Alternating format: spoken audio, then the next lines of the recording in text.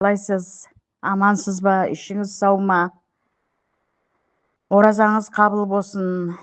Мен Қазалдан Соня әпкең. Анау күні февралда барып 11 күн жатып ем алып кеттім ғой.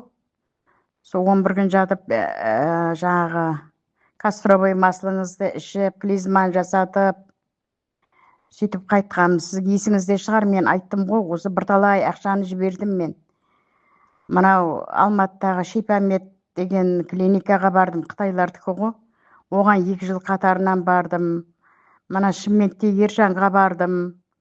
Одан кейін жаңағы Промет клиникаға бардым, Ақжан клиникасына бардым. Асқар Тұртаев дегенге бардым.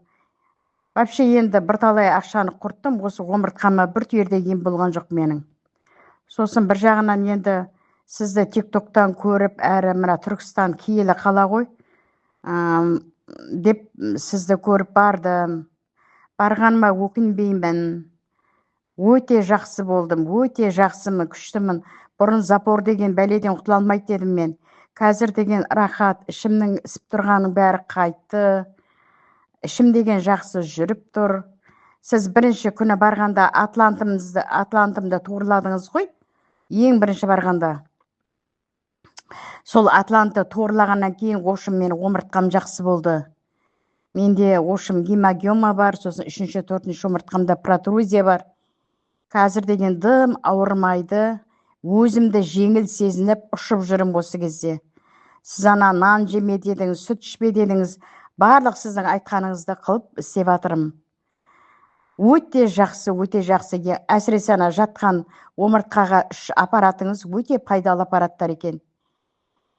Рахаттанып қалдым. Ішімнің жүргенді айтсаңызшы, рахаттанып қалдым. Сізге ұзақ өмір жасаңыз, толағай табыс тілеймін. Еңбегіңіздің рахатын көріңіз. Алла тағаланың нұры жаусын сізге. Көп-көп рахмет, алғысым шексіз. Көп-көп алғыс сізге. Рахмет, көп-көп. Өте жақсымын. Омыртқа деген ауырмайды қазір. Тіпа-тіпа, өзіме кейде өтірік барасыз ба деп қоям. Өзі емі табылатын жерге бару керек екен ғой. Түсі келгеніне түңілме деп сіздің ана намаз оқисыз, ораза ұстайсыз. Бір жағынан сіз енді ана Россияда бітіріп келгенсіз ғой. Түркияда жұмыс істегенсіз. Соның барлығын есептеп сізге барғаныма мен өте қуаныштымын. Рахмет сізге көп-көп. Ершат мырза.